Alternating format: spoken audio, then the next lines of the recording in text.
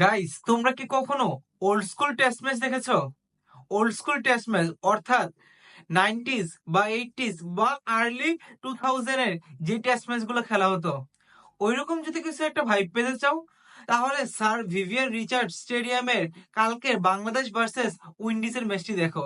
Sure old school test ম্যাচের vibes পেয়ে যাবা। এত বোরিং টেস্ট ম্যাচ লাস্ট কবে যে দেখেছিলাম তা আমি নিজেও জানি না। সারা রাত খেলে দেখতেছিলাম আর ভাবতেছিলাম যে কেন এই ম্যাচ আমি দেখতেছি। মানে এতটা বোরিং করবে তোমাকে। একে তো বাংলাদেশ টাইমে এত রাতে ম্যাচ শুরু হয়েছে, তার উপর উইন্ডিজ ব্যাটাররা ফার্স্ট সেশনে এত বোরিং করে দিয়েছিল যে ওরা মাত্র 23 ওভারে 50 রান করে।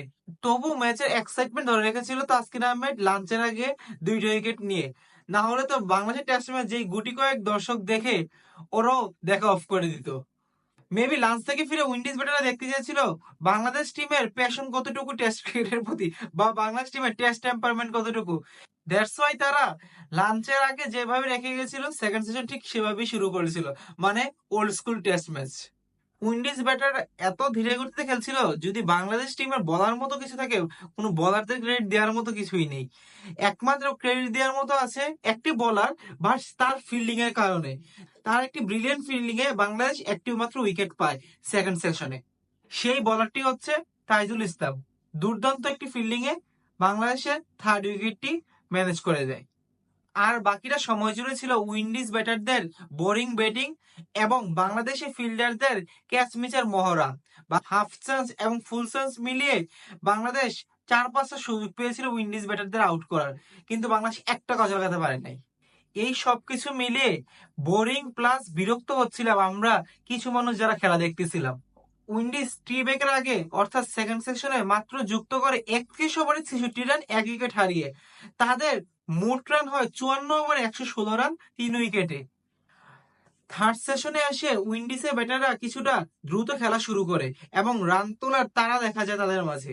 তারই ধারাবাহিকতায় 65তম ওভারে তাইজুলের বলে মিকেল লুইস তার সেকেন্ড চান্সটি দেয় তাকে আউট করার, কিন্তু এবারও ক্যাচ মিস করে ক্যাপ্টেন মিরাজ। আমি একটা কথা বুঝি না, মিরাজ কবে যে তার আবেগ কন্ট্রোল করতে শিখবে।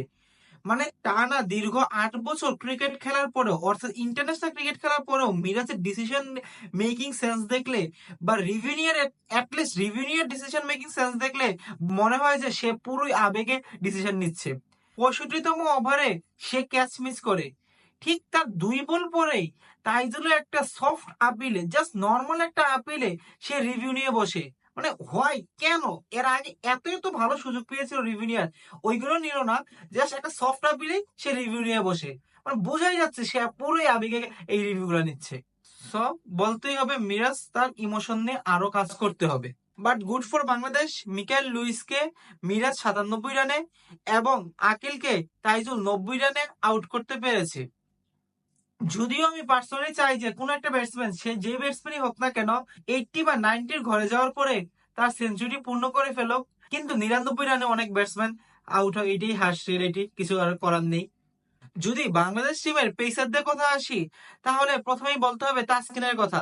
এবং তাসকিন যদি 2 উইকেট পেয়েও থাকে, আজকে তাসকিনকে অনেক টায়ার্ড লাগতেছিল এবং তাসকিনকে মনে হচ্ছিল যে সে একটা বিধ্বস্ত হয়ে গেছে। এটা কন্ট্রোভার্সি হবে কিনা জানি না, বাট তার এখনই প্যাড বের হয়ে গেছে এবং তার ফিটনেস লেভেল ওই আপ টু দা মার্ক বা পিক লেভেলে নেই, তা বোঝাই যাচ্ছে তার বডি ল্যাঙ্গুয়েজ দেখলেই। এখন শরীফুল আর হাসান মাহমুদের কথা বললে, দুইজনই একবারে ডিসঅ্যাপয়েন্টেড করেছে বাংলাদেশের টিম ম্যানেজমেন্টকে এবং বাংলাদেশের সকল দর্শকদের। ইটস আর্লি টু সে যে শরীফুল এবং হাসান মাহমুদ ডিসঅ্যাপয়েন্টেড করেছে, কারণ সেকেন্ড দিন, থার্ড দিন, ফোর্থ দিন এখনো বাকি, সেকেন্ড ইনিংস বাকি উইন্ডিজের। দেখা যাক ওরা কি করে, এবং তাসকিন ফিরে আসবে আবার নিজের রূপে, এটাও আশা করি, কারণ তাসকিনের পেসও কমে গেছে। সো আশা করি বাংলাদেশ দ্বিতীয় দিনের ফার্স্ট সেশনেই উইন্ডিজকে অল আউট করবে এবং বাংলাদেশের ব্যাটসম্যানরা খুবই ভালো একটি প্রমিজিং একটি স্টার্ট দিবে এবং এই ম্যাচটিকে ইন্টারেস্টিং করে তুলবে। That's it for today. এইরকম আরো খেলাধুলার আপডেট পেতে please follow and subscribe my Facebook page and YouTube channel.